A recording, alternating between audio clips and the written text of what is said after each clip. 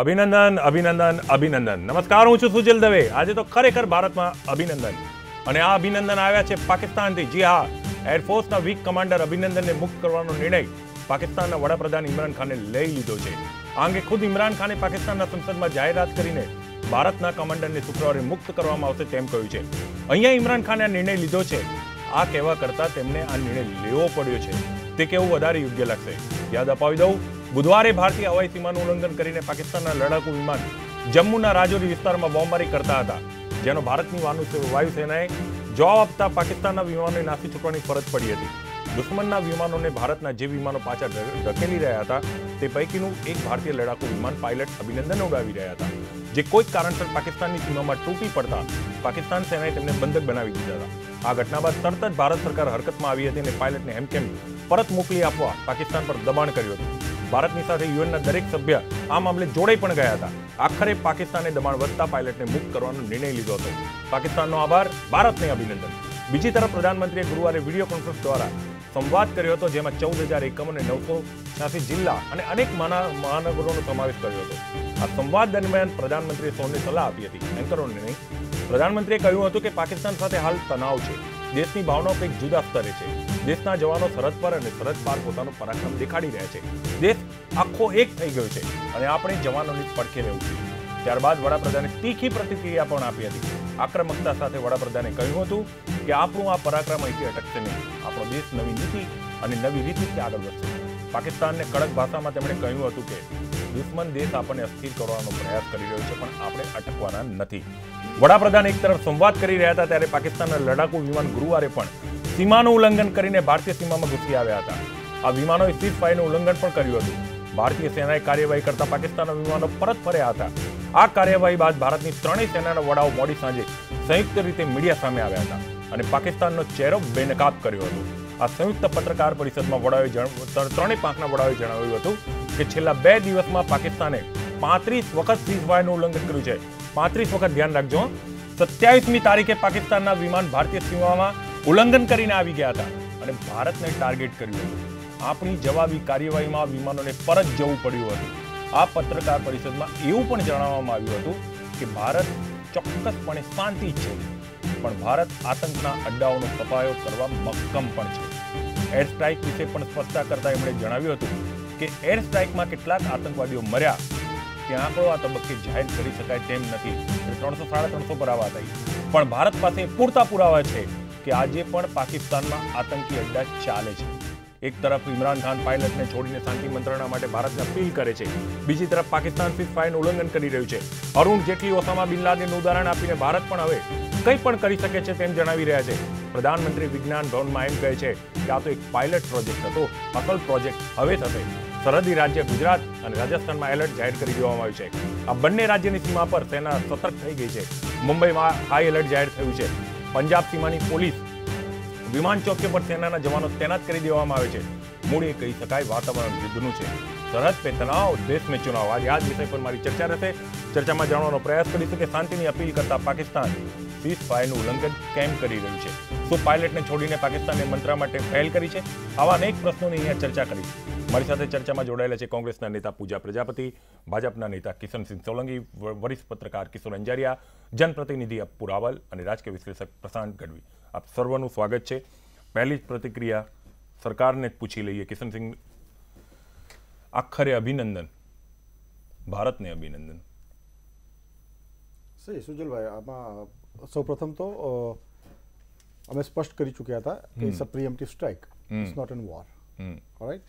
પાકિસ્તાને એના આતંકી આકાઓને બચાવવા માટે 35થી વધુ વખત આપે કીધું એ પ્રમાણે ભારતીય સીમાઓનું ઉલ્લંઘન કર્યું છે. આખી દુનિયાએ જોયું. અને હું આ તબક્કે જ્યારે અમે ઇન્સાનિયત, કશ્મીરિયત અને જમહુરિયતની વાત કરતા હતા, માનવતા માટે આખી દુનિયામાં છેલ્લા 5 વર્ષમાં કામ થયું છે. આપણે દુનિયાભરના માણસોને માનવતાના ધોરણે યુદ્ધકીય પરિસ્થિતિઓમાંથી બહાર કાઢ્યા છે અને જે એમના સ્વદેશે પહોંચાડવાનું ભગીરથ કાર્ય આપણી સેનાએ કર્યું છે. અત્યારે મારે એ જ આધાર લઈ અને પાકિસ્તાનની પર્ટિક્યુલર પ્રજા અને પાકિસ્તાનની ભલે આર્મીના કહેવા ઉપર ચાલતી સરકાર, પણ એ સરકારને ભારતીય દબાણ, ભારતીય સેનાનું દબાણ, આંતરરાષ્ટ્રીય દબાણ આ હેઠળ આપણા વીર અને શૌર્યના પ્રતીક અને સાક્ષી એવા શ્રી અભિનંદનજીને છોડવા પડ્યા છે. કાલે એમને વાઘા બોર્ડરથી છોડવામાં આવશે. એ બદલ બહુ જ હર્ષની લાગણી આખો દેશ અનુભવી રહ્યો છે. એમની વીરતાને સલામ, એમના પ્રશિક્ષણને સલામ કે આટલી ખરાબ પરિસ્થિતિમાં પણ એ આપણે વિડીયો કાલે જોયો કે જે જવાબ આપવાના હતા એ જ એમણે આપ્યા, જ્યાં નહોતું બોલવાનું એ નથી જ બોલ્યા. એટલે એમને દિલથી સલામ. वो आसमां का शेर है, तुम उसे रोक न पाओगे, वो फिर से उड़ान भरेगा, तुम देखते रह जाओगे.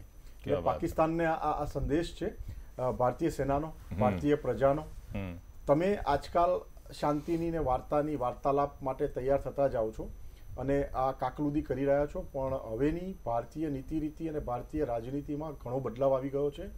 હવે માપદંડો ધીરે ધીરે સેટ થતા જાય છે ભારતીય રાજનીતિ માટે, ભારતીય રાજનીતિના સૂત્રધારો માટે, સેના માટે, લોકો માટે અને તમામ લોકો માટે, આખા દેશ માટે. એટલે હવે પછીનું ભારત એ અલગ ભારત છે. હવે પછીનું ભારત ચોક્કસપણે માનવતાને ધ્યાનમાં રાખી જ્યાં જ્યાં આતંકવાદના અડ્ડાઓ છે, જ્યાં જ્યાં માનવતા વિરોધી પ્રવૃત્તિઓ થાય છે, we are not saying Pakistan only, Pakistan અથવા જે પણ લોકો આતંકવાદને સહાય કરે છે, આતંકવાદના અડ્ડાઓ ચલાવે છે, ત્યાં ભારત આ જ પ્રમાણે પ્રહારો કરતું રહેશે, કોઈ પણ જાતની ચિંતા કર્યા વગર.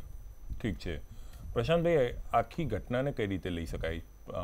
જે રીતે અભિનંદનજી પાછા આવ્યા છે, ખૂબ હર્ષની લાગણી અનુભવી રહ્યો છું, ગૌરવની લાગણી અનુભવું છું, ભારતીય સેના ઉપર અનુભવું છું, દબાણ ચારે તરફથી હતું, તેમ છતાં પણ આખી આ ઘટનાને કઈ રીતે લઈ શકાય?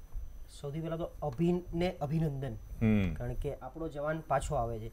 એટલે આ એક ઐતિહાસિક ઘટના બીજી વાર બની ભારત માટે, પાકિસ્તાન માટે પહેલી વાર. કારણ કે જીનીવા કોન્વેન્શન હેઠળ સહી સલામત પાછો તો આપવાનો જ હતો, પણ ઇમરાન ખાને ક્યાંક સ્પિરિટ દેખાડી. એ શેના માટે? કે હું આંગળી નમું તો તમે વેત નમો. કદાચ આ એક એની કુણી લાગણી ઉભો કરવાનો એને પ્રયત્ન કર્યો. અને ઐતિહાસિક ઘટના એટલા માટે કે સહી સલામત પાછો આપે છે. 1999ના કારગિલના વોરમાં નચિકેતા નામનો પાયલોટ એ જ્યારે ગયો એને આપણે 7 દિવસમાં પાછા લાયા હતા, કારણ કે ત્યારે મીડિયા આટલું જાગૃત નહોતું. અત્યારે મીડિયા જાગૃત છે, સામે આપણે કમ્યુનિકેશન સારી રીતે કરી શકીએ છીએ, એટલે 24 કલાકમાં આનો નિર્ણય લેવાઈ ગયો. અને ક્યાંક ને ક્યાંક ઇમરાન ખાન પોતાનો બચાવ પણ કરવાનો પ્રયત્ન કરે છે કે આમ કરતા પણ ભારત સાથે સંધિ બચાય. કારણ કે ઇમરાન ખાનનો પોતાનો એટલો બધો આંતરિક વિરોધ ચાલુ થઈ ગયો છે પાકિસ્તાનની પ્રજામાં. આજે ગઈકાલે આ પાયલોટને કસ્ટડીમાં રાખ્યો તો ત્યાંની પ્રજાએ પણ એવું કીધું હતું કે આપણે એને ટચ બી ના કરવો જોઈએ, આપણે એને સારી રીતે છોડી જ દેવાનો હોય. આપણે પણ હ્યુમન બીઈંગ છે, આપણે માનવતા, આપણામાં માનવતા હોય અને ત્યારે ભારતનો વિશ્વાસ જીતવો હોય. ત્યાંના ટ્વિટર બોલે છે, કારણ કે હું ત્યાંની એક ડિબેટ સાંભળતો હતો તો ત્યાંના જે એક્સ ડિફેન્સના બધા જે રિટાયર્ડ કર્નલ લેવલના વ્યક્તિઓ એવું કહેતા હતા કે Pakistan is under isolation ICU at international level. એટલે આંતરરાષ્ટ્રીય લેવલે એ લોકો ICUમાં જતા રહ્યા છે હવે, ક્યાંયથી કોઈનો સપોર્ટ મળતો નથી. પાકિસ્તાનમાં સૈન્ય હાવી થઈ જશે સત્તા ઉપર. જો ઇમરાન ખાન વધારે આને ચલાવે અને ક્યાંક આમાં નિષ્ફળ જાય તો સૈન્ય એની સત્તા હાથમાંથી ખેંચી લેશે. એ દિવસ ના આવે. હિના રબ્બાનીએ તો પરમ દિવસે સંસદમાં કહી દીધું હતું કે ઇમરજન્સી લાદી દો, એવી પરિસ્થિતિ સર્જાઈ. કરાચીમાં લાદી દીધી છે બિન સત્તાવાર રીતે, મને જાણવા મળ્યું છે. હજી સત્તાવાર માહિતી આપણી પાસે આવી નથી, પણ ઇમરજન્સી લાદવા સુધી હિના રબ્બાનીએ વિરોધ કર્યો હતો. કોઈ દિવસ આપણે જોયું, આપણે 14મી ફેબ્રુઆરીએ ઘટના બની, આપણે આપણી સરકારને વખોડી નથી, પણ ત્યાં આખી જનતા એમની સરકારને વખોડી નાખી કે આ શું થઈ ગયું, કેવી રીતે થઈ ગયું. એટલે ત્યાં પાકિસ્તાન બધી રીતે ભીસમાં હતું, ક્યાંયથી કોઈ સપોર્ટ મળતો નહોતો. આજે તમે રશિયાના નામ લો, કોઈ બી જેની પાસે ગયા, ચીન પાસે ગયા, ઇવન સાઉદી અરેબિયા, એથી વિશેષ OIC ઓર્ગેનાઇઝેશન ઓફ ઇસ્લામિક કોર્પોરેશનનું એક બહુ મોટું ફંક્શન 1 માર્ચે, જેમાં Sushma Swaraj guest of the honour તરીકે જવાના હતા. એ ગેસ્ટ ઓફ ધી ઓનર પાછું ખેંચવાની વાત આવી ગઈ હતી અને ત્યાં એ લોકોએ હવે એમનો એજન્ડા બદલી નાખ્યો આખી કોન્ફરન્સનો કે આપણે ઇસ્લામિક કન્ટ્રી ભેગી કરીએ છીએ તો સપોર્ટ માંગીએ કે બધા આપણી પડખે ઉભા રહે અને ભારત સામે કદાચ લડાઈ કરવાનો વારો આવે તો શું એ લોકો આપણી જોડે ઉભા રહેશે કે કેમ. એટલે ઓવરઓલ ક્યાંક ને ક્યાંક એ બધા એકબીજાનો લૂલો બચાવ, પણ છેલ્લે તો આ અનપ્રિડિક્ટેબલ કન્ટ્રી છે, આમને તમે ભવિષ્ય હથેળીથી ના ભાંકી શકો કે પાકિસ્તાન આગળ જતા શું એક્શન લેશે. એટલે આપણે છોડાય નહીં. આ ભલે એને કદાચ એની થોડી સ્પિરિટ બતાવવાનો પ્રયત્ન કર્યો કે જે કંઈ એને આમાં આપણી તરફથી કોઈ સિમ્પથી મેળવવી હતી અથવા એમ કરતા બી શાંતિની જે અપીલ કરતા હતા. કારણ ઇમરાન ખાને જે રીતે સંસદમાં કીધું કે એક પીસની જેસ્ચર માટે હું આ વસ્તુ કરવા માંગુ છું ને આપણે કરી રહ્યા છે. એટલે આમાં હવે આગળ જતા, કારણ કે આખી ભારતની જનતાની લાગણી, પ્રજાની લાગણી અને પ્રજાનો રોષ એ તમે 7મી 8મી માર્ચ પછી કદાચ ઇલેક્શન ડિક્લેર થઈ જશે પછી શું આને દબાઈ દેવાના છો? આ મુદ્દાને આગળ વધારવાના છો? એપ્રિલ માર્ચ એટલે તમારા માટે હવે આપણે ભારત પાકિસ્તાન જ્યારે સામે કન્ટ્રી ઉપર આવી ગયા છે તો આપણા માટે દેશનો મુદ્દો રહેશે કે પછી 8મી માર્ચ પછી ભાજપ ને કોંગ્રેસ? હું પ્રતિક્રિયા લઉં છું કિશોરભાઈની. કિશોરભાઈ, ઇમરાન ખાને પહેલ કરી છે એના રીતે. હું તો આને પહેલ નથી માનતો, હું તો ગભરાટમાં લીધેલું પગલું માનું છું, સ્વ બચાવમાં હું અત્યારે કહી રહ્યો છું. પણ તેમ છતાં એમના રાષ્ટ્રીય પ્રવક્તા પણ કહી રહ્યા છે કે ભારત શાંતિ મંત્રણા માટે વાતચીત કરવા તૈયાર હોય તો ઇમરાન ખાન તૈયાર જ છે. આપણે પણ આજે 3 સેનાના વડાઓએ જે પ્રેસ કોન્ફરન્સ કરી એમાં પણ કીધું છે કે ભારત પણ શાંતિ જ ઈચ્છે છે. એટલે ક્યાંક ને ક્યાંક ભારત અને પાકિસ્તાન ભલે તણાવ હોય સરહદ પર પણ સૂર ક્યાંક મળી રહ્યા છે. એવું નથી લાગતું કે આગામી દિવસોમાં આખા પુલવામાના હુમલાને આપણે ભૂલી જઈશું અને વાત આખી ડાયવર્ટ થશે? આપણી વાત સાચી છે કે આ તો એક ડિપ્લોમેટિક હોય, રાજકારણીઓ હોય એને કંઈ હૃદય જેવું હોતું નથી. અને ઇમરાન ખાન તો પેલો વિશ્વ ક્રિકેટ ટીમનો કેપ્ટન હતો, એને ક્યાં ચોકઠા ગોઠવવા શું હોય એને બધી ખબર હોય. આ તો એક અત્યારે ભીસમાં આવ્યા છે એટલે ડિપ્લોમેટિક એને શરૂઆત કરી અને તમારો આખો પુલાવાનો મુદ્દો જ ધીરો કરી નાખશે. અને હજી તમે જુઓ છેલ્લા 3 દિવસથી હું જોઉં છું કે આપણે ત્યાં જે નિર્ણય લેવાના હોય, નરેન્દ્ર દામોદર મોદી એમ કહેતો કે મેં નિર્ણય લીધા છે, મને હસવું એટલા માટે આવે છે કે ટ્રમ્પ પહેલાથી બોલતા આવ્યા છે આજે આ થશે, આજે આ થશે, આજે આ થશે.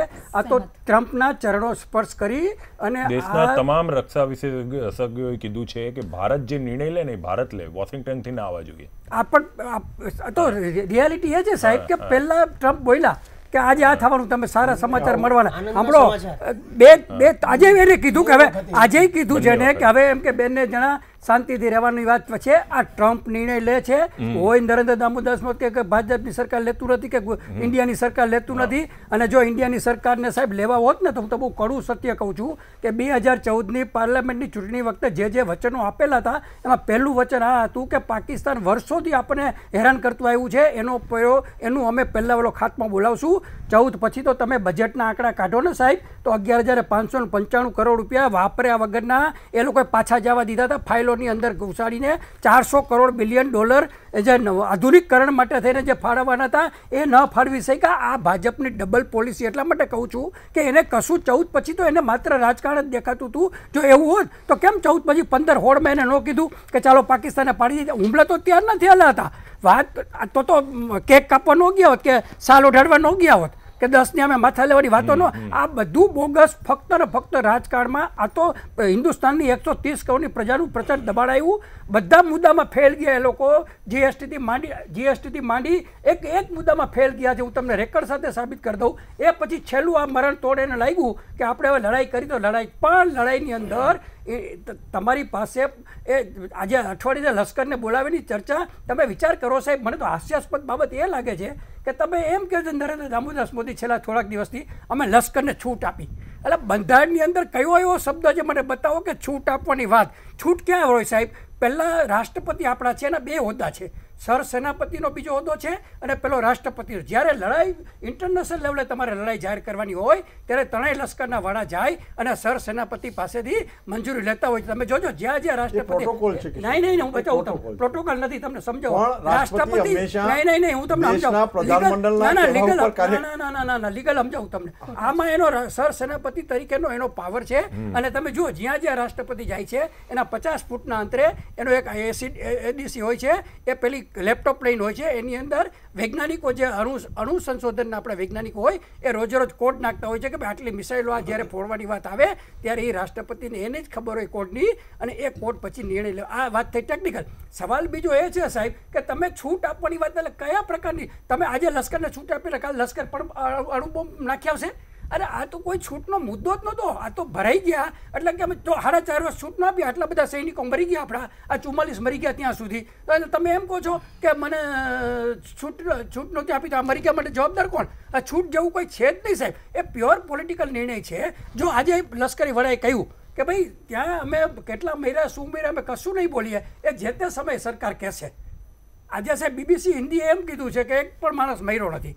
અને તમે આજે આધુનિક આપણી પાસે મિરાજ જે પ્લેન છે એમાં જોવા જાવ તો એવા કેમેરા લાગેલા છે કે તમે કેટલા મહિના શું કર્યા બધું તમે રેકોર્ડિંગ કરી શકો છો, પણ સવાલ એટલો જ છે, હું તો એમ કહું છું કે આપણે ખરેખર પાકિસ્તાનને પેલું સમજવું ન જોઈએ ને, હજી એટેક એટલા માટે કરવા જોઈએ કે તમારે ત્યાં સાહેબ વિચાર કરો કે 350 RDX ઘુસાડી દીધું, એવા એક્સપર્ટ માણસો હતા અને 15 દી તમે એને પકડી નહોતા શક્યા, અને એ પછી તમે હવે એમ કહો છો કે એના દેશની અંદર મેં હુમલો કર્યો એવો. તો તમે આંકડા જો નરેન્દ્ર મોદી રાજનીતિ ક્યાં કરી, 2 દિવસથી એમ કહે છે 400 માથા અમે લઈ લીધા. સાહેબ એને ક્યાં ખબર પડી 400? એને કેવી રીતે ખબર પડી 400? ના સેનાએ પણ આજે એવી જાહેરાત કરી છે કે મૃત્યુનો આંકડો અમે નહીં આપીએ. હું એ જ કહું છું, મોદીએ કેવી રીતે મારી પ્રસ્તાવનામાં પણ કિશોરભાઈ હું એ જ બોલ્યો છું કે 300-350 ની જે વાતો ચાલે છે ને એનો ખુલાસો છે.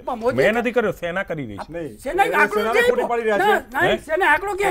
નથી પાડી રહ્યા. સેના એવું કીધું છે મૃત્યુનો આંકડો નહીં આપીએ, પણ ત્યાં ગુપ્તચર માહિતી એવું નથી બોલ્યા. આંકડો નહીં આપ્યો. 350 ત્યાં હાજર હતા. હા બરાબર છે. આતંકવાદીઓ. નથી બોલ્યા સાહેબ. એવો વર્ડ યુઝ કર્યો છે કે ઇટ્સ અ પ્રીમેચ્યોર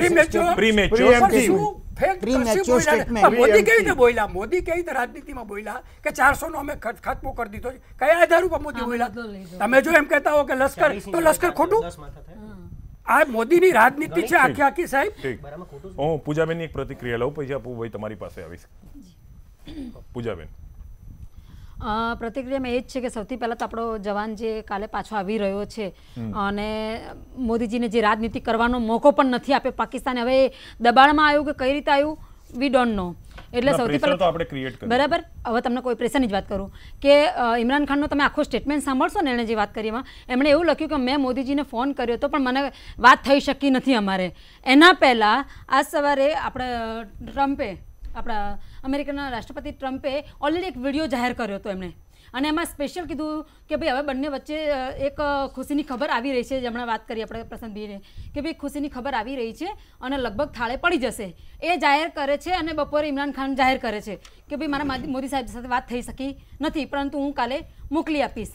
હવે આજે કીધું કે 1999માં પણ નચિકેત કરીને પણ એક રિહા કર્યો હતો, અને એના સિવાય પણ બુધવારની જે લોકસભામાં એ વખતે પણ સુષ્મા સ્વરાજે ઓલરેડી એમણે ડિક્લેર કર્યું હતું કે ભાઈ અત્યાર સુધી છેલ્લા 4 વર્ષમાં 1557 આપણા લોકોને આપણે રિલીઝ કર્યા છે જીનેવા સંધિના તહેત. એટલે આ કરવાનું હતું, ફેક્ટ છે.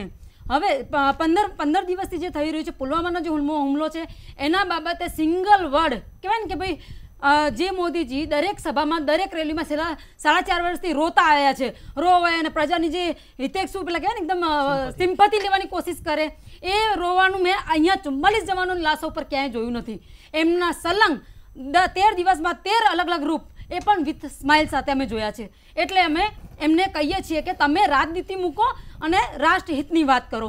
બીજી બાજુ જ્યારે અભિનંદનજીને એ લોકોએ અરેસ્ટ કર્યો અને એમણે કીધું કે અમે એક માણસ તમારા એક પાયલોટને મેં હાઈજેક કર્યો છે, એટલે પછી એમાં એવું કીધું કે ના આ તો આપણા અહીંયાથી ભારતમાંથી મીડિયા હોય કે પછી PMO હોય કે કોઈ પણ જગ્યાએથી એસા કુછ હોય નહીં, એ સંતાડવાની વાત બરાબર. તો એ લોકો ત્યાંથી સોશિયલ મીડિયા ઉપર આપણા પાયલોટના વિડીયો શેર કરે છે, ફોટા શેર કરે છે અને આપણને આગાહ કરે છે કે આ લો તમારો જ પાયલોટ છે, અને પાયલોટ પોતે વિડીયોમાં બોલે છે કે મારો આ બેચ નંબર છે. તમે સમજો, એણે બેચ નંબર કીધો અને એણે એવું પૂછ્યું પણ છે વિડીયોમાં કે ભાઈ હું પાકિસ્તાનની ગિરફ્તમાં છું, અને એ લોકોએ હા પાડીને પછી એને ચા પાણી આપીને. હવે જીનેવા સંધિ શું છે તમને કહું. જીનેવા સંધિ એટલે હ્યુમન રાઇટ્સ, એટલે કે કોઈ પણ આવી રીતે યુદ્ધના ધોરણોમાં કોઈ પણ કેદી થઈ જાય તો એને નુકસાન કરવામાં ના આવે, એને યાતના આપવામાં ના આવે, એને અપમાનિત ના કરવામાં આવે, અને પ્લસ એની રક્ષા કરવામાં આવે. અને આ જીનેવા સંધિનું એક અને 1949 થી ચાલી આવ્યું છે બરાબર. એને આખું એટલે 1949 પછી આપણે આઝાદ થયા પછી વાત કરીએ ને કે વિશ્વ યુદ્ધમાં જઈએ. હા બરાબર. તો એ ત્યારથી આ વસ્તુ ચાલી આવી છે. એટલે પહેલા પણ આ એ લોકોને જીનેવા સંધિના તહેત છોડવા પડ્યા હતા ને અત્યારે પણ છોડવું પડશે. હવે જે રીતે સોશિયલ મીડિયાનો ઉપયોગ કરીને અથવા જે રીતે આપણે પેલી એર સ્ટ્રાઇક કરી એ વખતે આપણા એક સૈનિક હમણાં શહીદ થયા છે પ્રદીપના શહીદ દીકરાના એના દીકરાએ એવું કીધું કે મારા પિતા કહેતા હતા કે આ એર સ્ટ્રાઇકથી કશું નહીં થતું, આવી તમારે કરવી પડે છે. સાંભળજો, આવી તો અમારે કરવી પડે છે અને બીજા દેશો પણ કરે છે, પણ હકીકતમાં આપણે પાકિસ્તાનનો સફાયો કરવો જોઈએ. એટલે જેવી રીતે મારા પપ્પાની લાશ આવી એવી રીતે તમે કેમ જે તમે માર્યા હોય તો એની લાશો કેમ નહીં બતાવતા? આ સવાલ છોકરાએ કર્યો છે બરાબર ને, સોશિયલ મીડિયા પર જાહેર પણ થયું છે. એક મિનિટ અહીંયા થોડું સ્પષ્ટીકરણ કરું. પૂજાબેન, જે ભારતે એર સ્ટ્રાઇક કરીને એ પાકિસ્તાન પર નથી, આતંકવાદી કેમ્પ પર હતી. સ્પષ્ટતા થઈ ગઈ. પહેલા એનું જે જસ લીધું ને સુજલભાઈ just not leave. મોદીજીએ એમના ભક્તોએ કોઈ અને જે નહીં, રીતે કોઈ થાળી નગારા વગાડીને આખા નરેન્દ્ર ચારે મોદી ખૂણા- બોલ્યો છે પાકિસ્તાન આની પાછળ છે ખુલ્લેઆમ પાકિસ્તાન ચારે નામ ઓર લેવું. હું એમ કહીએ- આતંકવાદની પાછળ. નહીં, એમ નહીં, પાકિસ્તાન અમે બદલો લઈ લીધો. પાછળ આ બેઠેલું વાત સાંભળી લો સુજલભાઈ. એવી રીતે એને પ્રેઝન્ટ કરવામાં આવ્યું કે અમે બદલો લઈ લીધો, અમે 40 ની સામે 400 મારી નાખ્યા. ક્યાં મારી નાખ્યા? કાલ્પનિક દુનિયામાં. એક બાજુ તો આ એવી વાત બીજેપી થાય. ભાજપાના આઈટી સેલે એમાં પણ નવા ક્રિએટ કર્યા, બધા ફોટા વાયરલ કર્યા અને 300 વખતથી 400 વખત એને શેરિંગ કર્યું. હવે એ જે ફોટાઓ ને બધા વિડીયો વાયરલ કર્યા ને, તો એમાં એક બધા ફરજી ફોટા. એ બાલાકોટનો 2005 નો ફોટો હતો જેમાં ભૂકંપમાં જે કોઈ ઈજાગ્રસ્ત થયા હતા. બીજો ફોટો હતો જે જીઓના જે જીઓની જે પેલી ચેનલ હોય ને વેબસાઇટ એની ઉપર ના ઉભા રહો 2017 એ ફોટો લાગેલો છે. એ અહીંયા પુલવામાના જે હેશટેગ થાય ને એનો જાહેર કર્યો. ત્રીજો ફોટો હતો, સાંભળી લો કિશનસિંહ, ત્રીજો ફોટો હતો અફઘાનિસ્તાનના. આ સિરિયસ ચર્ચા છે. હવે હું સિરિયસ ચર્ચા છે. હું સિરિયસ બોલું છું. ત્રીજો ફોટો સોશિયલ મીડિયા 2006 નો હતો. બરાબર. સોશિયલ મીડિયાની ચર્ચાને કિશનભાઈ, તમે તમને સોશિયલ જવાબ ના નહીં બનાવી આપો, તમને ખબર છે ને? સોશિયલ એટલે શાંતિ રાખો, મને અમારે complete કરવા દો. તમે ઘણું બોલ્યા. સન 2006 હું માં શાંતિથી સાંભળતો જ તમને. અફઘાનિસ્તાન ઉપર પાકિસ્તાનની બોર્ડરે જે હુમલો કર્યો હતો ને, એમાં જે મદ્રેસો ઉપર જે એટેક કર્યો હતો, એના જે મરેલા હતા ને એનો ફોટો વાયરલ કર્યો, એને પણ અહીંયા સાથે કટને કર્યો. ચોથો ફોટો જે હતો 2014 નો હતો કે જે લાહોરની સોશિયલ મીડિયાની ચર્ચામાં સુજલ ભેગા બોમ્બ થયા વિસ્ફોટથી જે મર્યા એની લાશ હતું. એટલે આ રીતે જે બધું ફેક જે આઈડી જાહેર કરી અને મોદીજીની વાહ કરીને 56 ની છાતી ગણવાની અને માપવાની કોશિશ કરી છે ને, વાંધો એની સામે છે. એક બાજુ રાહુલ ગાંધીજીએ આજે જ્યારે અમદાવાદની ધરતી ઉપર 28 તારીખે 4 લાખથી વધારે માનવો આવવાના હતા, છતાં પણ દેશ હિતમાં અભિનંદનને છોડાવવાની કુદરતી નડી તમને. કાલે એમણે રેલી કુદરતી રદ કરી. નડી તમારા અને કપડાં જ્યારે નડ્યા. અહીંયા એમણે મને એવું લાગે કે ઇન્ડિયા આપણે તમે- રાજકીય થઈ રહ્યા છીએ. તમે તમે અહીંયા- તમે એમ ક્યાંય નહીં. કાંઈ ના નહોતા મોદીજીએ રહ્યા. પ્રતિક્રિયા લો. ભય હતો. કર્યો એક કે મિનિટ. ઇન્ડિયા ખેલો યેલો નહીં. મુંબઈ એવી જાહેરાત કરીને એવી રીતે નહીં, એમના આ- ઉદ્ઘાટન કર્યા. એ આ જાહેર ચર્ચા છે. એટલે આપણે તમે હવે પોલિટિકલ જાહેર ચર્ચા કરીએ, આપણે કરો. પોલિટિકલ ચર્ચા કરીએ. ઠીક છે અહીંયા રાજકીય આપણે થોડા થઈ રહ્યા છીએ. અહીંયા રોકીશ. હું પ્રતિક્રિયા લઈશ અપ્પુભાઈની, પછી મારે બ્રેકમાં જવું મારે પડશે. 2 જણા જવાબ આપવા હા, તમારે એ બ્રેક બાદ હું તમને તક આપવાનો જ છું. મારા કારણ કે ધ્યાનમાં એમણે જ છે. પોલિટિકલ બંને પોલિટિકલ આપી. તમે મોદી સાહેબનો પોલિટિકલના નામ ઉલ્લેખ સીટો કર્યો. ગણતા રહો, અમે તમને મોદી કંઈ સાહેબનો કહીએ નામ ઉલ્લેખ નહીં. કર્યો. સવાલ હું પૂછશે. સમજુ મારે છું. બધા ઉલ્લેખ તમારી કરવા. મર્યાદા દસ વખત સમજુ છું. સવાલ પૂછશે. મારે કહેવાનું તમને આવનારી પીઢાથી પણ હું વાકેફ છું. હું વાકેફ છું. તમે રાજનીતિ કરતા, તમે બૂથ ગણતા રહો ને અમે તમને સવાલ ના પૂછીએ, એ તો નહીં બને ને. એક પ્રજાના પ્રતિનિધિની પ્રતિક્રિયા લઈને મારે બ્રેકમાં જવું પડશે. અપુભાઈ તમને અંતમાં લીધા છે, પણ પ્રજાના પ્રતિનિધિ છો એટલે હું ઈચ્છતો હતો કે સાચી વાત હતી. જી બ્રેકમાં જતા રહીએ પછી હું બીજું પછી બોલી. જી તો મારે પ્રશ્ન જ નથી કરવો. આપ આપની વાત કરી તમે લો. પ્રસ્તાવનામાં એવું બોલ્યા ને કે સરહદ पे तनाव है देश में चुनाव है. આ પરિસ્થિતિ જોઈને મને એવું લાગે છે ऐसा तो नहीं देश में चुनाव है इसलिए सरहद पे तनाव है. બ્રેક. એ તો રાજ ઠાકરેએ સ્ટેટમેન્ટ આપ્યું છે ખુલ્લેઆમ કે પુલવામા કર્યું ભાજપના આ લોકો ચૂંટણી જીતવા માટે. એ રાજ એ ગુજરાત સાંભળો આ રાજકીય પક્ષો અહીંયા એટલું શીખવાની જરૂર છે કે જનતા જે બોલશે તમને યાદ ને અપાવું. એ ખાલી એક જ લાઈન બોલશે કે હું અને ત્યાં જ આખી વાત મને યાદ કરાવું પાકિસ્તાનમાં નથી બેઠો ને. નહીં હું તમને યાદ કરાવું સાહેબ કે આજ રાજ ઠાકરે નહીં આજ રાજ ઠાકરેને મોદી જનતા સાહેબે પૂછે છે, તમારે એને જવાબ આપવાનો. જવાબ તો જનતા આપવા નહીં. બંધાયેલા છો. જનતા પૂછે છે. બીજા પ્રશ્નો જે પૂછવા માંગે. નહીં. રાજકીય પક્ષ કોઈ રાજકીય પક્ષ માટે નથી નહીં, કહેતો. હા. અહીંયાની પરિસ્થિતિ ઉપરથી કહું છું. ના એટલે તમને પાકિસ્તાનનું જે કદાચ એડ્રેસ ખરેખર આવ્યું હોય જ તો તમારે સરહદ પર તણાવ સ્પષ્ટતા છે. કરવી પડે. એટલે હું સ્પષ્ટતા કરીશ ને. હું કહીશ. હું ખરેખર જ સરહદ પર તણાવ જ છે, પણ હાલની પરિસ્થિતિ જોઈને અહીંયાની પરિસ્થિતિ જોઈને એમ મને લાગે છે કે આ ચુનાવ છે એટલે તણાવ છે. અને જો આ તણાવ જ છે તેને ચુનાવ માટે સાથે શું કરવા કનેક્ટ કરવું છે. ઠીક. અહીંયા રાહુલ ગાંધી અને ખરેખર ગુલામીમાંથી હજી આપણે રાજાશાહીમાંથી બહાર નથી આવ્યા. આજે પણ આ સોશિયલ મીડિયામાં કે મોદી સાહેબે એટેક કર્યો છે અને ઇન્દિરાજીની સરકારે ખરીદેલા મિરાજથી એટેક કર્યો છે. આ શું ત્યારે ઇન્દિરાજી આવી ગયા. તમે અગાઉના યુદ્ધો એક ત્યારે મિનિટ, તમને ઇન્દિરાજી તક આવશે. એક આવી. મિનિટ. એમને પુલવામામાં સાહેબ તમે કોંગ્રેસને ના બોલવા દો, હા. રાજકીય વિશ્લેષકોને ના મારે બોલવા દો. ઇન્દિરાજીનું નામ આવે છે મારા જો તો એન્કરને ના મોદીજીનું નામ બોલવા આવે દો. ત્યારે કેમ પ્રોબ્લેમ થઈ જાય છે? નહીં, એક મિનિટ. હું સોશિયલ પ્રજાવતી જે વાત આવે છે એ સ્વીકારો અને એનો ખુલાસો કરો. હું એમ આ નથી પ્રજાના કહેતો. મનમાં આવેલી વાત છે, તમારે મારી વાત સ્પષ્ટતા કરવા જે તમે ડિબેટ સાંભળી કરી. નથી. નહીં કે તમને સાચા ખોટા પાડવા. નહીં, નહીં, મારી પૂરી વાત સાંભળી નથી. પુલવામામાં attack થાય તો નહેરુજી જવાબદાર. ઠીક, અને પ્રજાની strike વાત. કરો તો તમે લોકો જવાબદાર. પ્રજાની બેન. ના, તો હું તો બેન. સાંભળું જ છું, પણ એ વચ્ચે બોલીને બધા disturb કરે એની વાત બેન છે. પ્રજાને ટાઈમ આપો ને તો પ્રજા ટાઈમ જ નહીં જી, આપે. please, સાચી વાત અપુભાઈ. છે. બહુ સીધી વાત આ બહુ કરું છું. સરસ અમે એ જ વાત કહીએ છીએ કે કીધી. અમે લોકો સાથે છીએ. ચલો અપુભાઈ. હું એમ કહેતો હતો કે સોશિયલ મીડિયા પર બેઉ ટાઈપના જોવા મળે છે પોસ્ટ. એક એવી પોસ્ટ ચાલે છે એ ખબર નહીં કોણ કરાવે છે, અને એક એવી બી પોસ્ટ ચાલે છે.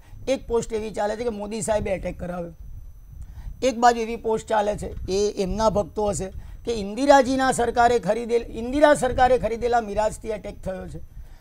હજી આપણે રાજાશાહીમાંથી બહાર નથી આવ્યા ભારત સરકારે મિરાજ ખરીદેલા ને ભારત સરકારે એર સ્ટ્રાઇક કરી છે.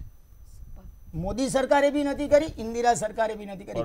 હજી બી આપણે ચંદ્રગુપ્ત મૌર્યએ આ કરેલું અને અકબરે આ કરેલું એ જ માનસિકતા અને એ જ ભાષા સાથે ચાલીએ છીએ. આ ભાષા બદલવાની જરૂર છે અને આ ભાષા કોણે શીખવાડી છે અહીંયા બેઠેલા બેઉને ખબર છે. મોદી સરકાર કોણે શીખવાડી? નહીં, હું એના પર હું કોઈ એક વ્યક્તિ ચર્ચા કરી. નહીં સાહેબ, મનમોહન સરકાર બી શબ્દ તમારી વાપરેલા આ છે. વાત સાથે હું સહેમત છું અપુભાઈ કે તમે જે કીધું છે કે મિરાજ ઇન્દિરા ગાંધીએ ખરીદ્યા હતા અને મોદી સરકારે હુમલો કર્યો, આ બધી જ પોસ્ટ આવી, પણ દુઃખ એ વાતનું થયું કે કોઈ એવી પોસ્ટ ના દેખવા મળી ભારતીય સેનાએ કે attack ભારતીય કર્યો. સેનાએ કરી છે એ કોઈ અને એ જ આ પોસ્ટમાં દેશનું નથી દુર્ભાગ્ય છે. એના પર ભારત ચર્ચા સરકાર જ કરી. બોલ્યો, હું મોદી બોલ્યો જ નહીં મારા પ્રવચનમાં. ભારત સરકાર અને હું બોલી. social એ આજે કોંગ્રેસના બધા સોશિયલ મીડિયા ઉપર સૈનિકોએ હુમલો કર્યો ને સૈનિકોને ઠીક. જસ લેવો જોઈએ આવું સ્પષ્ટ લખવામાં ઠીક હતું. ઠીક, એના ઉપર બી એક વિશેષ ચર્ચા રહેશે. કિશનભાઈ, એક અહીંયા પ્રશ્ન ઉદ્ભવે છે. પ્રધાનમંત્રી તીખી પ્રતિક્રિયા આપે છે એના 24 કલાક પહેલા અરુણ જેટલી એવું કહે છે કે બિન લાદેનના એન્કાઉન્ટર માટે જો અમેરિકા પાકિસ્તાનમાં ઘૂસી શકતું હોય તો આપણે પણ ઘૂસવું, આપણે કંઈ પણ કરી શકીએ છીએ. આવું એમનું ગોળ ગોળ એક સ્ટેટમેન્ટ છે. પ્રધાનમંત્રીની પણ તીખી પ્રતિક્રિયા છે કે દેશને ભલે અસ્થિર બનાવતો હોય દુશ્મન દેશ, પણ આપણે તટસ્થ છીએ. સેના સતર્ક છે. ટ્રમ્પ એક બાજુ એવું કહી રહ્યા છે કે ભારત કંઈક મોટું કરવાની ફિરાકમાં બેઠેલું છે. ટ્રમ્પની પછી પ્રતિક્રિયાઓ બદલાઈ રહી છે. પાકિસ્તાન તરત ને તરત ઘૂંટણીએ પડી જાય છે, શાંતિની પહેલ કરે છે. ઝડપાયેલા આપણા પાકિસ્તાને પકડેલા આપણા કેપ્ટનને, કમાન્ડન્ટને છોડી દે છે. આ બધું જે થઈ રહ્યું છે એ જોતા એવું કેમ હું ના માની શકું કે ભારત કંઈક મોટું કરવાના ફિરાકમાં છે? સૌપ્રથમ તો હું આપના પ્રશ્નનો જવાબ છેલ્લે આપું છું. ગીતા પૂજાબેને અને થોડી વાત કિશોરભાઈની. હું આ છેલ્લા 4-5 દિવસથી હંમેશા મારી પાર્ટીનો, નરેન્દ્રભાઈ મોદીનો ઉલ્લેખ કરવાનું ઇન્ટેન્શનલી ટાળી રહ્યો હતો, કારણ કે આ વાત દેશના જવાનોની હતી, દેશની સુરક્ષાની હતી, રાષ્ટ્રહિતની હતી અને ભારતીય જનતા પાર્ટીના એક જવાબદાર કાર્યકર્તા તરીકે મારી ફરજ હતી કે આ પોલિટિસાઇઝ ના થાય. પણ રિપીટેડ મારો થયો છે અમારી ઉપર. હું ખાલી એ પૂછવા માગું છું કે જ્યારે 1961, 65, 71ની વાત હોય એનો શ્રેય વડાપ્રધાન અને દુર્ગા સ્વરૂપ શ્રીમતી ઇન્દિરા ગાંધીજીને જતો હોય તો ઉરી સ્ટ્રાઇક અને બાકીના જે પણ કઠોર નિર્ણયો દેશ માટે લેવામાં આવ્યા છે તો એનો શ્રેય વડાપ્રધાન નરેન્દ્રભાઈ મોદીને શેના માટે નહીં જવો જોઈએ? આજે મારે આ બોલવું પડે છે કારણ કે મારા મોઢામાં આંગળા નાખીને બોલાવવામાં આવ્યું છે.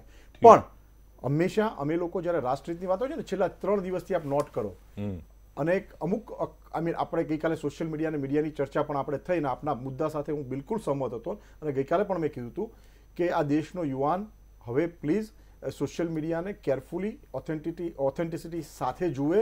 ક્યાંથી આવ્યું છે, કોણે રિલીઝ કર્યું છે, કે સત્યથી એ નજીક છે અથવા જેન્યુઅન સંસ્થાઓએ રિલીઝ કર્યું છે કેમ, વગેરે વગેરે.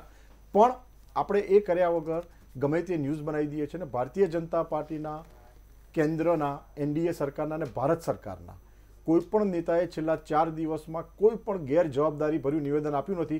જે ભૂતકાળમાં સલમાન ખુરશીદો આપતા હતા, દિગ્વિજયસિંહ આપતા હતા, સંદીપ દીક્ષિતો આપતા હતા, આ સૈન્યના વડાને ગલીનો સડકનો ગુંડો કેવા સુધી જ્યારે સંદીપ દીક્ષિત જતા હતા, જ્યારે દિગ્વિજયસિંહ પાકિસ્તાનને ક્લીન ચીટ આપતા હતા, બાટલા હાઉસ વખતે જ્યારે 3 દિવસ સુધી અધ્યક્ષાના ચેરપર્સન આપણે બધા મુદ્દા પરથી ભટકી જઈશું. મારા પ્રશ્નોનો જવાબ આપો છેલ્લે, કારણ કે મને રાજકીય ચર્ચાઓ થઈ.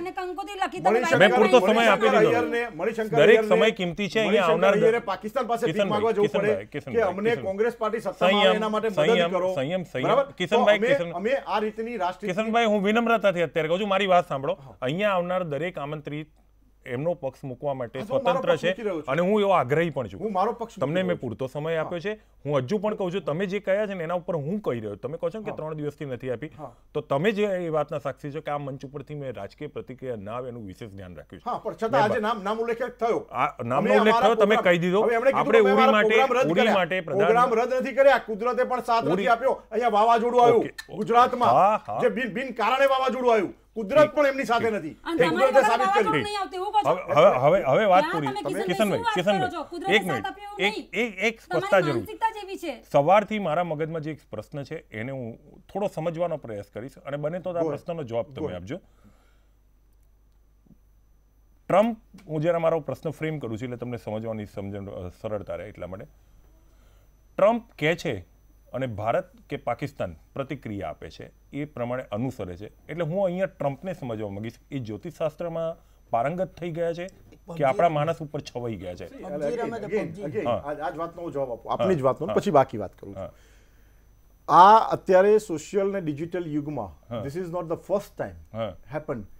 મેં ગઈકાલની ડિબેટમાં છાતી ઠોકીને કીધું હતું ને અત્યારે પણ કહું છું, અત્યારે જે પણ કંઈ ભારતીય સેનાએ કર્યું, ભારત સરકારના આદેશ પછી કર્યું, આપણે આતંકવાદનો સફાયો બોલવા ગયા હતા, કોઈ દેશ સામે આક્રમણ નથી કર્યું, અને this is the first time in history કે Bharat neither America, neither Europe, neither Canada, neither China, neither Australia, આપણે કોઈને પૂછવા નથી ગયા. Everybody surprise. આપ જે કહો છો એ તો આપણા અત્યારના ડિજિટલ યુગમાં આપણા શહેરીના છોકરાને પણ ખબર હતી, અને નરેન્દ્રભાઈ મોદીની દ્રઢ નિશ્ચય શક્તિ, એમની વિશ્વસનીયતાની બધાને ખબર હતી. એટલે પ્રશ્ન તો મેં સમજ્યા, મેં સમય લીધો, કોઈ એમની પાસે નથી ગયું. યસ, ટ્રમ્પને ખબર હતી. એ કેવું, કારણ કે ટ્રમ્પ દુનિયાના મહાસત્તાનો વડો છે, એની પાસે CIA છે, FBI છે, એની પાસે માહિતી હોય, એની પાસે દુનિયાની એની પાસે એ પણ માહિતી હોય કે પાકિસ્તાનમાંથી આજે અભિનંદનને છોડવામાં આવશે, એટલે એ પહેલા જ જાહેરાત કરી દે એક વિડિયો થકી. એટલા માટે કે વી આર નોટ પાકિસ્તાન. આપણે તમામ દેશો, આપણે એટલે એ જ કહું છું કે આપણે પાકિસ્તાન નથી કે આપણે બધું ગુપચુપ કરીએ. આપણે તમામ દેશોને તમામ ગતિવિધિઓથી માહિતગાર રાખ્યા હતા. નહીં, મારો પ્રશ્ન તમે સમજ્યા નથી. મેં ફ્રેમ બહુ સારી રીતે કર્યો તો તમને સમજણ પડે એટલા માટે, પણ કદાચ મને હું સમજાવવામાં અસફળ. તમારો જે પ્રશ્ન હતો કે અમે અમેરિકાના ઘૂંટણીએ પડી ગયા, અમેરિકા કેવું ના, અમેરિકા તમે કેમ, તમે પ્રજાની કોઈ પણ વાત હોય છે એને તમે સીધું જ નેગેટિવ લો છો. આ તો પોઝિટિવ શું હતું? પોઝિટિવ એ જ હતું કે આપણે બપોરે પોઝિટિવ શું હતું? પોઝિટિવ હું તમને એ જ સમજાવું છું. ઇમરાન ખાન જાહેરાત કરે છે બપોરે કે અભિનંદનને મુક્ત કરવામાં આવશે, ઠીક છે. એ પહેલા ભારત બી પોતાનું વલણ તીખું અપનાવી રહ્યું છે. ગઈકાલે ટ્રમ્પની પ્રતિક્રિયા આવી હતી કે બંને દેશ વચ્ચે તણાવ છે, સર્જિકલ સ્ટ્રાઇક પણ થઈ ગઈ, એર સ્ટ્રાઇક પણ થઈ ગઈ. કંઈક મોટું કરવાનું છે. હું આવું એને મારે પ્રશ્ન ફ્રેમ કરવો.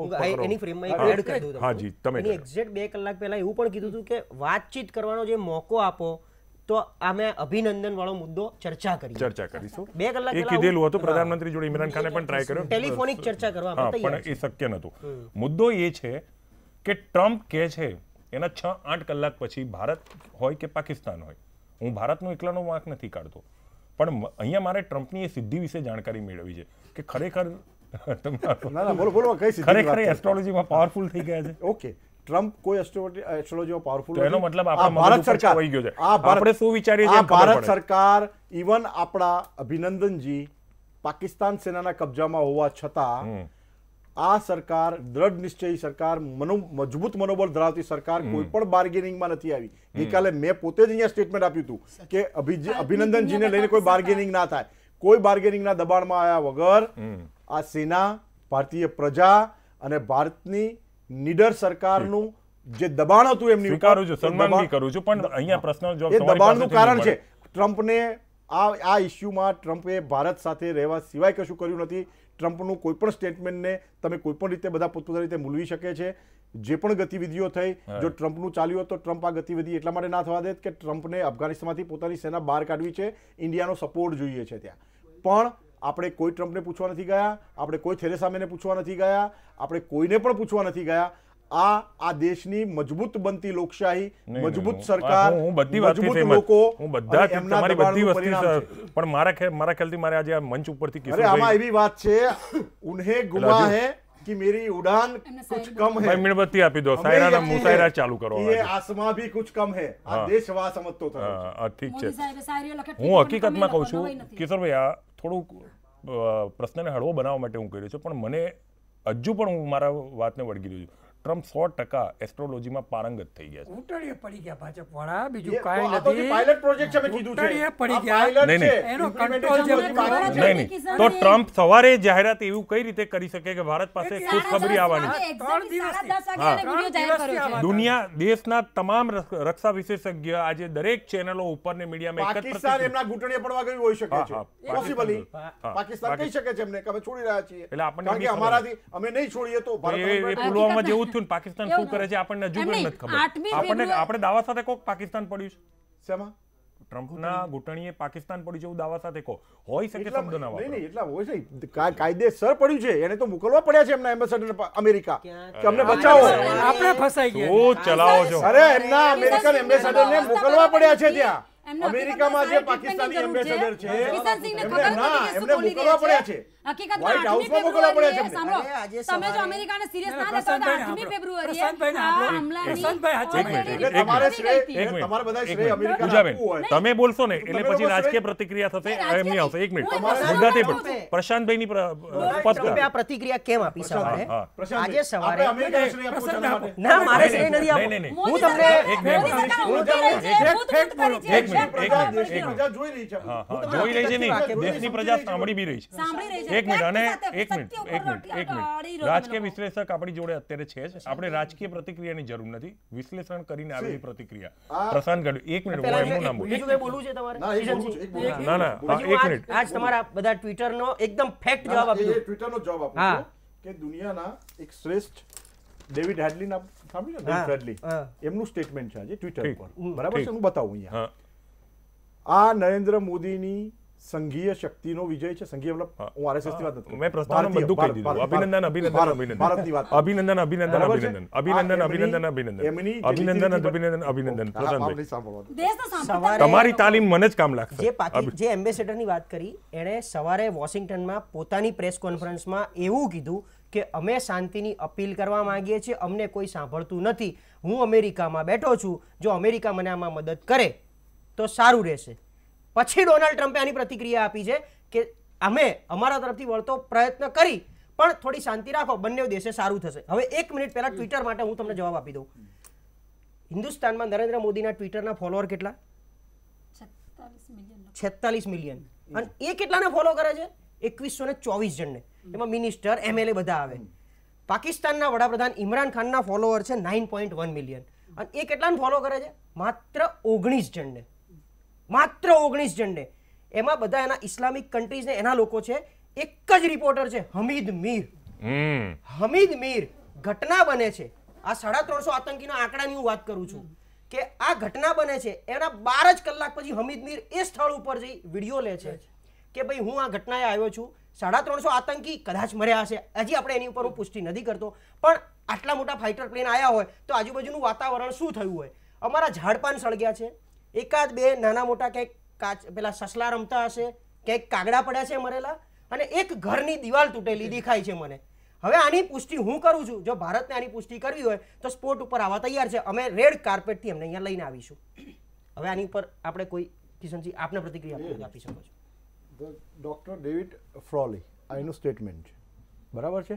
જોને તોની વાતોમાં, દુશ્મનની વાતોમાં, પાકિસ્તાની ચેનલમાં બેઠા હોય એ રીતે આપણે વાત કરીશું તો આ દેશ ક્યાં જઈ શકે? Simple is that. એમની વાત એ છે તમે તમારી સશસ્ત્ર સેનાઓ ઉપર મુદ્દાને સરસ એકદમ સાચી વાતને તરત જ દેશના વિરોધી વાત રજૂ કરી દીધી. ખુદ આ માણસ એમ કહે છે અરે તો સ્વીકારું છું.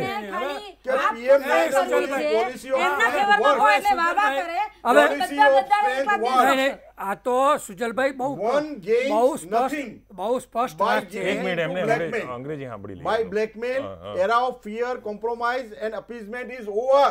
ભાઈ સાહેબ, જે અહીંયા આ દેશમાં બેસીને પાકિસ્તાનની આ તો ચિંતાઓ કરે છે ને મારે- એમને આ જવાબ છે. મારે નહોતું પાકિસ્તાનની બોલવું, ચિંતા મારે નથી નહોતું કરતા. બોલવું. આપણી મારે- કોઈ પણ નીતિની જાણકારી સૌથી પહેલા એને કેમ થાય છે? આ દેશનો એક વસ્તુ સાંભળી લેજો, ભાજપ કે કોંગ્રેસ નતું ને ત્યારે પણ ભારતના નાગરિકે ભારતની જ ચિંતા કરી છે. આ બહુ સ્પષ્ટ છે. એટલે કોઈ અમેરિકાને એકલા ભારતની જ ખબર પડી હું જાય તમને એ જ કહું છું કે આપણે ટ્રમ્પને કેવી રીતે વાજપેયીજીએ ખબર અણુબોમ્બ પડી? ફોડ્યો, નહીં, અમેરિકાને નહીં. ખબર પડી હતી? નહીં હું મારે ન્યુક્લિયર ટેસ્ટ કર્યો આપણે. આ બધી ખબર. અમેરિકાને કેટલા દિવસ પછી ખબર પડી? એ સાહેબ, વખતે મીડિયા હવે એટલું એમ જાગૃત નહીં. નહોતું. સાહેબ એક You વાત blame on કહું? media, ને? ઓ સાહેબ You blame on media. Media જાગૃત કિશનભાઈ એટલે મીડિયાની કિશનભાઈ ટેકનોલોજી હવે બી આપણે નવું અત્યારે ભૂતકાળને નવું વાગોડ્યો છે ને, અત્યારે ભૂતકાળને ના વાગોડો. હા. હું એક સલાહ આપું છું અને તમને આગામી દિવસોમાં કામમાં આવશે. ભૂતકાળ હંમેશા એ જ માણસ વાગોડે કે જેનો વર્તમાન ના હોય. આપણે બરાબર. વર્તમાનની ચર્ચા કરી લઈએ. વર્તમાન અમે કરી રહ્યા છીએ. બસ વર્તમાનની ચર્ચામાં વર્તમાનમાં એક જ કરી મુદ્દો ઉરી છે અટેક થયો. કે ભારત ઉરીમાં કોઈ બદલો પણ લીધો. નીતિ વિષયક સર્જિકલ નિર્ણય સ્ટ્રાઇક લેવાનો થઈ. હોય છે અત્યારે એની આપણે ગયા. જાણકારી કેટલી સર્જિકલ 80 કિલોમીટર ઘૂસી ગયા પાકિસ્તાની સાહેબ સરહદમાં. વર્તમાનની ચર્ચામાં એક જ મુદ્દો છે, આપણે જે કર્યું છે ડંકાના ચોટ પર કર્યું છે, પાકિસ્તાનને હેરાન કરી નાખ્યું છે, શ્વાસ લેવો એને ભારે પડી ગયો છે, પાણી એનું બંધ Yes. કરી દીધું છે, શાક એનું બંધ કર્યું. સહમત ને આ એક અવાજ હોવો હા. જોઈએ. એક અવાજ હોવો જોઈએ આમાં. અરે એના માટે એક ભારતીય હોવાને નાતે મને એનું ગર્વ છે, તમારા That's it. કરતા 100 ગણું વધારે That's છે. it. That's પણ મારો મુદ્દો ત્યાં આવે છે કે ભારત પોતાના નીતિ વિષયક નિર્ણય લેવાની છે એની જાણકારી સૌથી પહેલા વોશિંગ્ટનને કેમ થાય છે? તો શું આપણે એ નિર્ણય વોશિંગ્ટનના ઇશારે લઈ રહ્યા છીએ? બિલકુલ નહીં. આઈ ડિનાય ધેટ. કિશોરભાઈની પ્રતિક્રિયા લઈ. સ્પષ્ટપણે હું તો કહું છું એના ઇશારે નહીં, એના ઘૂંટણીએ પડી જાય છે. બાકી નહીં નહીં, એ ના પાડે છે તો પછી ટ્રમ્પ છે ને જ્યોતિષી બની ગયા. કોઈ પણ જો સાહેબ નહીંતર ભારતનું એ સરકાર વતી બરોબર છે. એનો મતલબ એવો થયો કે કાચ સરકારની અંદરના તંત્ર ફૂટેલું છે ને ટ્રમ્પને માહિતી આપે છે, આપણા જાસૂસો નબળા છે. આખી દુનિયાની ખબર પડે છે. જો એકલા હિન્દુસ્તાની નહીં. એનો મતલબ એમ થયો કે ભારત પણ કે એની અંડરમાં ફક્ત એની વાત નહીં કરો તમે સાહેબ, તમે એમ પણ કહ્યું હમણાં મારે નહોતો જવાબ દેવો, અમારે એટલા માટે દેવો પડે. તમે એમ કીધું કે ભાઈ ઉરીનો અને આનો નરેન્દ્ર મોદી જેમ ઇન્દિરાજીને તમે 1971નો જસ દેતા હતા તો તમારે આ જસ એમણે તો ઘોષિત યુદ્ધ લડ્યું હતું કિશોરભાઈ, અમે તો બિનઘોષિત યુદ્ધ લડી રહ્યા છીએ. તમે જો તમે અમે નરેન્દ્ર પ્રોક્સી વોર લડી રહ્યા છીએ. અમને તો ખબર હતી કે સામે લશ્કર છે. અમને તો ખબર જ નથી કે દેશમાં બેઠેલા અમારે કેટલા દુશ્મનોની સામે, ગદ્દારોની સામે લડવાનું છે. તમે નરેન્દ્ર દામોદરદાસ મોદીને જો આનો જસ દેવા માંગતા હોય તો 4.5 વર્ષ પહેલા જે વચન આપીને આવેલા કોઈએ જસની વાત નથી કરી. ધ્રુણાસ તમે બોલ્યા સેના. તમે ઇન્દિરા ગાંધીનું નામ લેતા હો. મોદીને જસ કેમ બોલ્યા છે? હા, ચોક્કસ. તમે ઉરી માટે કીધું એના હા, માટે ચોક્કસ બોલ્યો છું. હું એ જ કહું જો છું. ઇન્દિરા ગાંધીને એ એના ઉપર પ્રતિક્રિયા આપે. તમે ખોટા છો એમ નથી કહેતો ભાઈ. નરેન્દ્ર દામોદરદાસ મોદીને જસ દો છો તો આ જ નરેન્દ્ર દામોદરદાસ મોદીએ સૌથી ધૃણાસ્પદ મહેબૂબા જે આતંકવાદીઓને ટેકો આપે છે, જે શહીદો ગણાવે છે, જે આપણા લશ્કરના સૈનિકોને જીપ ઉપર બાંધીને મારે જેને હીરો બનાવે છે, એના ખોળે તમે બેસી ગયા. એનાથી હલકટાઈ કે નપુસંગતા તો તમારી બીજી એકેય ન હોઈ શકે. તમે આ બધી વાતો કરો છો અત્યારે 4.5 વર્ષ પછી ચૂંટણી આવી ત્યારે હારવાની બીક લાગી એટલે છેલ્લે લશ્કરને તમે 400 plus. બદનામ કરવા ગયા. તમે લશ્કરનો ઉપયોગ આની મિસિસે કીધું, પેલા આપણે કોણ પાયલોટ એની મિસિસે કીધું ભાજપ વાળા રાજનીતિ ન કરો આમાં કે. અને બીજું તમે જેને ગુજરાતના ચીફ મિનિસ્ટર હતા ત્યારે તમે શિવસેનાને પાડી દેવા માટે રાજ ઠાકરેને સ્ટેટ ગેસ્ટ બનાવેલા. એ રાજ ઠાકરે કાલ ઓફિશિયલ સ્ટેટમેન્ટ આપ્યું કે આ તો મોદીનું કાવતરું છે પુલાવામાં પોતે જ કરાયું છે, કેમ કે 8મી ફેબ્રુઆરીએ પત્રકાર તરીકે આવેલી પ્રતિક્રિયા 8મી ફેબ્રુઆરીએ જાસૂસે આપ્યું. રાજ ઠાકરે કોઈ પણ છે? આ કોઈ પણ રાજ ઠાકરે કોઈ પણ નથી, એને સ્ટેટ ગેસ્ટ બનાવેલો. ચીફ મિનિસ્ટર તમે એ ખોળે બેસી ગયા હતા મોદી એના શિવસેનાને પાડી દેવા માટે. ગાંધી આશ્રમમાં રાજ ઠાકરે કોઈ અત્યારે નહીં, રાજ ઠાકરેના ગાંધી આશ્રમમાં હસ્તાક્ષર છે, રાજકીય સન્માન સાથે આવેલા છે અને આપે જ બોલાવ્યા છે.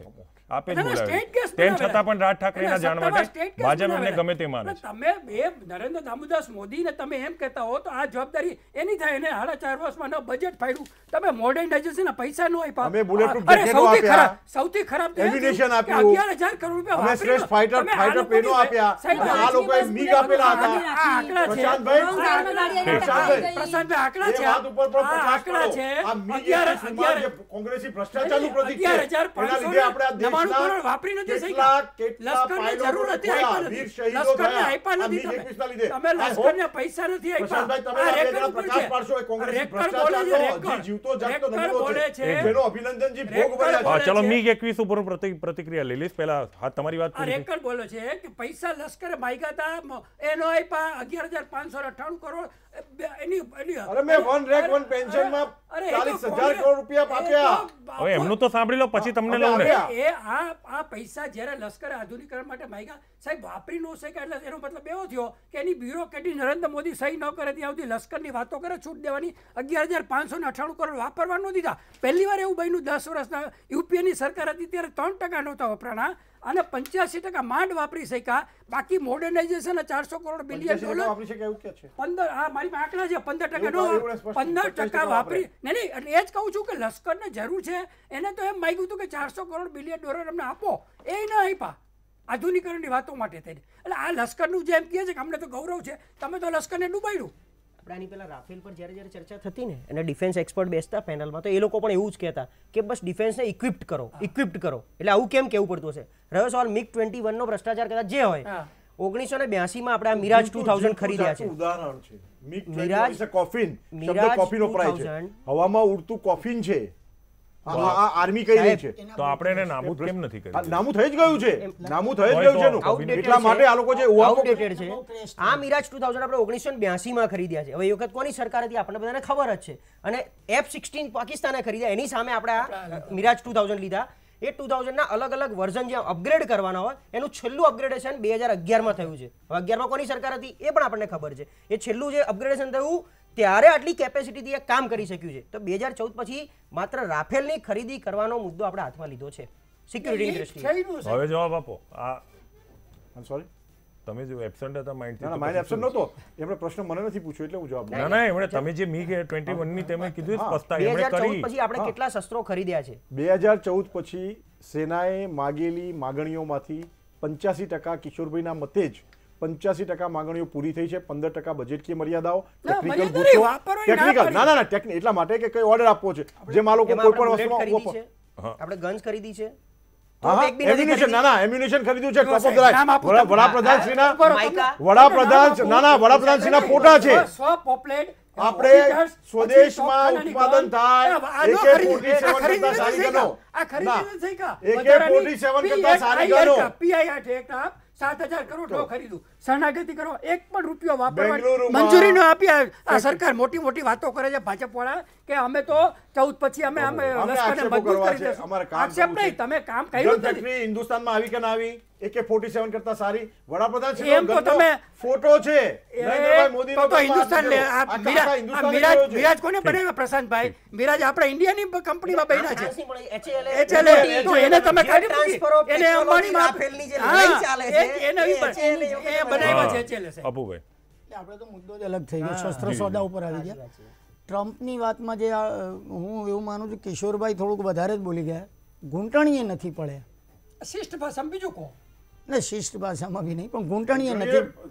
મને એવું લાગે છે ને દુનિયાની યુવાનીનો જમાનો ત્યારે ઘૂંટણી તમારી જ વાત કરે છે. અમરભાઈ તમારી જ વાત કરે છે. દુનિયાની બધી કન્ટ્રી અત્યારે આપણું એગ્રેસિવનેસ ચેક કરે છે. બરોબર છે.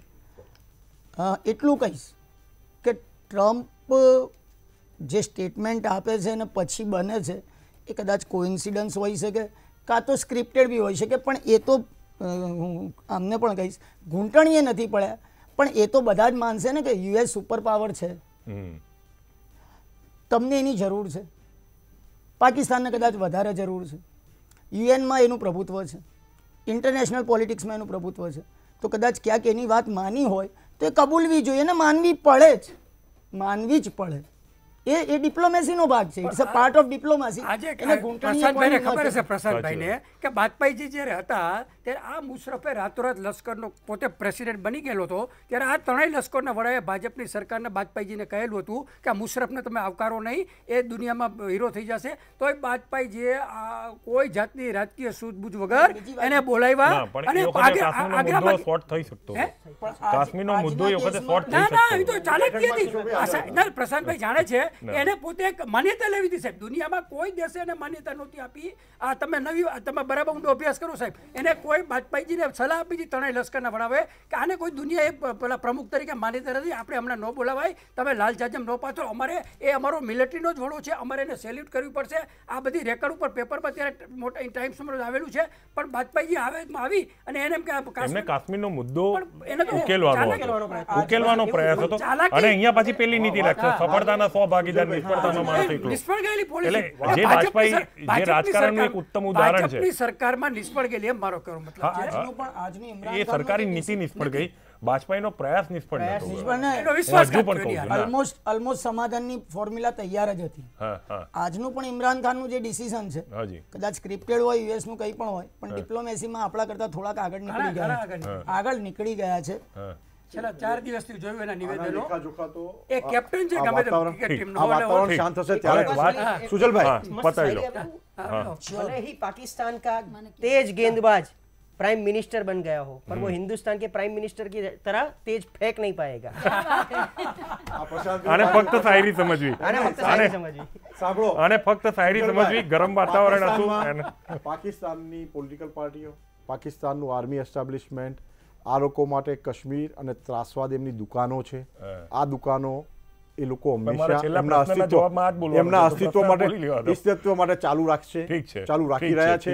પણ પાકિસ્તાની પ્રજા મારો આ જેટલી પ્રશ્ન છે. આપણે આપણે બીજા લોકોને પણ પ્રશ્ન આવી જાય કારણ કે મારે ચર્ચા ટૂંકાવાની છે. પાકિસ્તાની પ્રજા ખરાબ નથી, પાકિસ્તાની પ્રજાએ પોઝિટિવ અરે મેસેજો હું આપ્યા સ્વીકારું, હતા. દરેકને શાંતિની Right? જરૂર છે અને So, દરેક yes. શાંતિ જંકેત છે, પણ છેલ્લે પ્રશ્ન મારો એ જ આવે છે કે એક બાજુ પાકિસ્તાનમાં ઇમરાન ખાન એમ કહી રહ્યા છે કે શાંતિ મંત્રણા માટે અમે તૈયાર છીએ, એક બાજુ અભિનંદનજીને છોડી રહ્યા છે, તેમ છતાં પણ આપણી જે પાકિસ્તાનના વિમાન છે એ હવાઈ સીમાઓનું ઉલ્લંઘન કરી અને બોમ્બારિંગ કરી જાય છે. આજે પણ બોમ્બારિંગ થયેલા છે, ફાયરિંગ થયા છે, સીઝ ફાયરનું ઉલ્લંઘન થયેલું છે.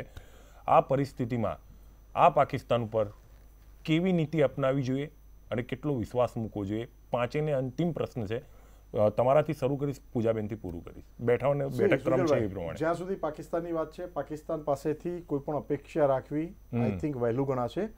અને એક somehow this is my personal view, political view નથી આપતો આમાં, આ એક પર્ટિક્યુલર વાતમાં. એઝ ફાર એઝ ઇમરાન ખાનના છેલ્લા 2-3 સ્ટેટમેન્ટો જોયા પછી મને એવું લાગે છે કે કદાચ બાકીના જે અત્યાર સુધીના જે સિઝન પોલિટિશિયનો હતા એ સિઝન પોલિટિશિયન કરતાં ઇમરાન ખાનનું સમહાવ વ્યક્તિત્વ કંઈક અલગ પડે છે. એના ચહેરા પરથી આઈ રીડ સમવેર કે એને જેન્યુઅનલી કાં તો બીક છે કાં ખરેખર એને પાકિસ્તાની પ્રજાનું કંઈ સારું કરવાની પડી છે. એટલે એને હું ગુડ ગેસ્ચર તરીકે અને પોઝિટિવમાં પર્ટિક્યુલર મારી વાત હશે તો હું લઈશ.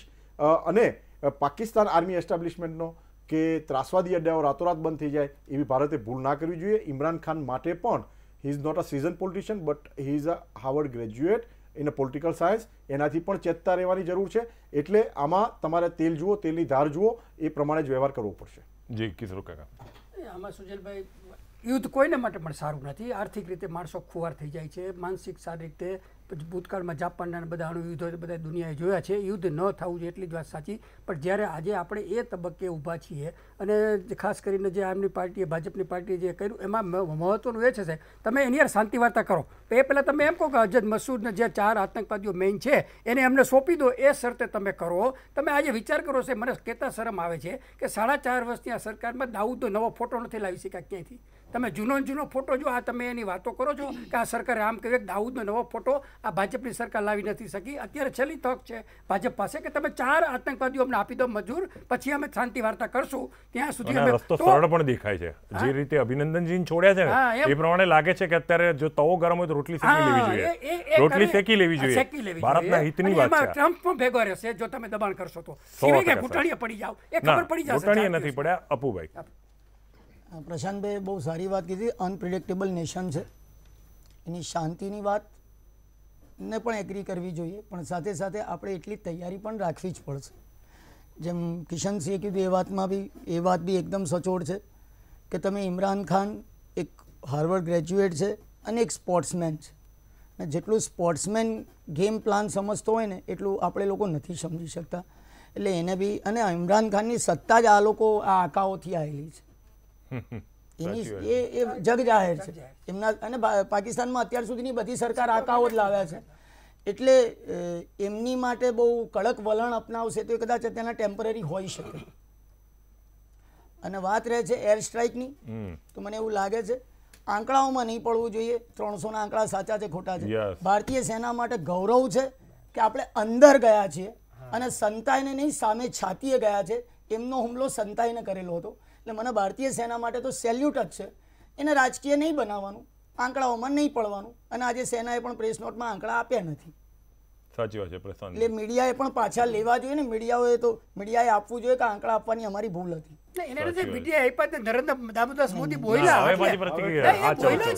હવે મારે કંટ્રોલમાં રાખો.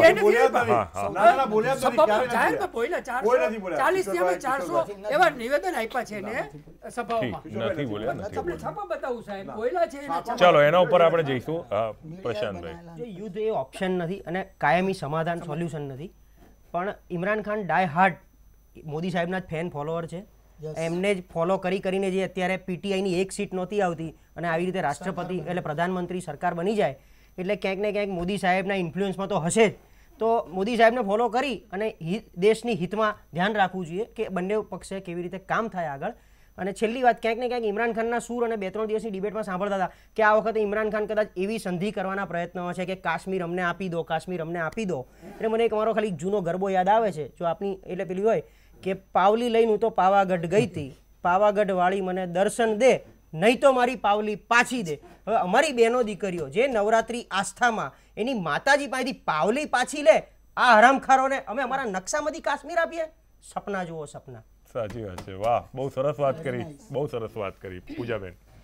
બસ એટલું જ કહીશ કે છેલ્લા 14 દિવસથી જે દેશનો માહોલ છે, ચારે તરફ જે માતમ છવાઈ રહ્યો છે, જ્યાં દેશ રોઈ રહ્યો છે, બીજી બાજુ જુમલાબાજ એવા પ્રચાર મંત્રીની જેમ નરેન્દ્ર મોદી વર્તી રહ્યા છે, પોતાની સભાઓ કરી રહ્યા છે, ઇલેક્શનની સભાઓ રેલીઓ કરી રહ્યા છે, ફિલ્મોની શૂટિંગ કરી રહ્યા છે, અને એમના આજુ મગરમચ્છના આંસુ ક્યાંય દેખાયા નથી.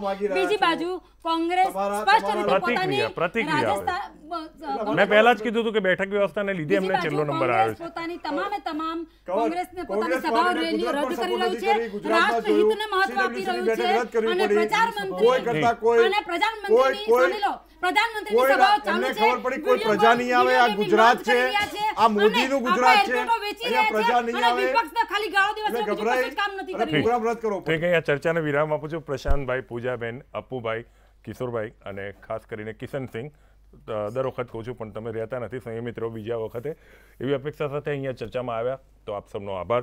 તો મિત્રો, આ હતી આજની ચર્ચા ભારત દેશ, પાકિસ્તાન અને ભારત વચ્ચે જે તણાવ છે તેના ઉપરથી. પણ ચર્ચાના અંતમાં એક સરસ વાત નીકળી છે. અભિનંદનજી ઘરે પરત આવી રહ્યા છે. પાકિસ્તાને પહેલ કરી છે. બની શકે પાકિસ્તાન ગભરાઈ ગયું, યા બની શકે કે પાકિસ્તાન હકીકતમાં શાંતિ ઈચ્છતું હોય. પણ ચર્ચા દરમિયાન એક વાત ચોક્કસ કહી દઉં કે ઇમરાન ખાન જો ભારતથી ગભરાયેલા હોય તો પણ ભારત માટે સારું છે, અને હકીકતમાં જે પાકિસ્તાનની પ્રજા માટે સારું કરવા ઈચ્છે છે અને અભિનંદનજીને છોડતા હોય તો પણ ભારત માટે સારું છે. આ બંને પરિસ્થિતિમાં અને પાકિસ્તાનની આ પહેલ જોતા જે ચર્ચામાં વાત નીકળી છે મુજબ ભારતે પહેલું પગલું એ ઉઠાવવું જોઈએ, ડરમાં હોય કે પ્રજાના હિતમાં કરે, પણ પાકિસ્તાનની પાસેથી આપણે દાઉદ ઇબ્રાહિમ, અઝહર મસૂદ, હાફિઝ સઈદ અને ઝકીઉર રહેમાન આ ચારને બોલાવી લેવા જોઈએ. જો આમાં આપણે સફળ થઈ ગયા ને તો વિશ્વાસ રાખજો, આપણે ક્યારે પણ એર સ્ટ્રાઇક નહીં કરવી પડે અને દેશમાં ક્યાંય પણ આતંકના અડ્ડા નહીં પડે. ફક્ત આપણે આ 4 પગલાં ભરવાના છે. લોડું ગરમ છે, હથોડો મારવામાં વાંક કંઈ નથી. ચર્ચાને વિરામ આપું છું. નમસ્કાર.